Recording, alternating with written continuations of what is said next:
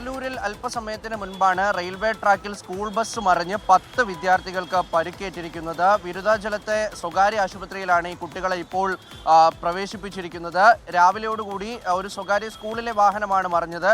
അതൊരു ഈ കോൺട്രാക്റ്റ് ഒക്കെ എടുത്തിട്ട് സ്കൂൾ കുട്ടികളെ എത്തിക്കുന്ന തരത്തിലുള്ള വാഹനമാണ്, സ്കൂളിൻ്റെ ബസ്സല്ല.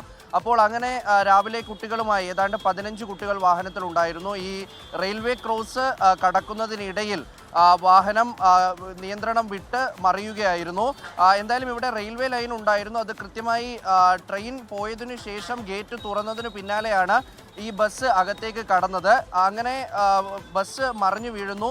ഉടൻ തന്നെ അടുത്തുള്ള ആളുകളൊക്കെ എത്തി. നാട്ടുകാരാണ് ആദ്യം രക്ഷാപ്രവർത്തനത്തിന് നേതൃത്വം നൽകിയത്. അവർ കുട്ടികളൊക്കെയും എടുത്ത് പ്രാഥമികമായിട്ടുള്ള ശുശ്രൂഷയൊക്കെ നൽകി. അതിന് പിന്നാലെ പോലീസ് കൂടി എത്തി. പോലീസ് എത്തിയിട്ടാണ് പിന്നീട് കുട്ടികളൊക്കെയും ആശുപത്രിയിലേക്ക് മാറ്റിയത്. എന്തായാലും ഇപ്പോൾ കേസെടുത്ത് അന്വേഷണം ആരംഭിച്ചിട്ടുണ്ട്. ഈ ബസ്സിൻ്റെ പഴക്കം, അതിൻ്റെ ഡ്രൈവർക്ക് കൃത്യമായ മാനദണ്ഡങ്ങൾ പാലിച്ചിട്ടാണോ ഡ്രൈവറെ എടുത്തിട്ടുള്ളത്, സ്കൂളിൻ്റെ ഈ ബസ്സുമായി ബന്ധപ്പെട്ട് സ്കൂളിൻ്റെ കാര്യത്തിൽ എന്തെങ്കിലും പാകപ്പിഴകൾ വന്നിട്ടുണ്ടോ എന്നതടക്കം അന്വേഷിക്കാൻ വിദ്യാഭ്യാസ മന്ത്രി അടക്കം നിർദ്ദേശം നൽകിയിട്ടുണ്ട്.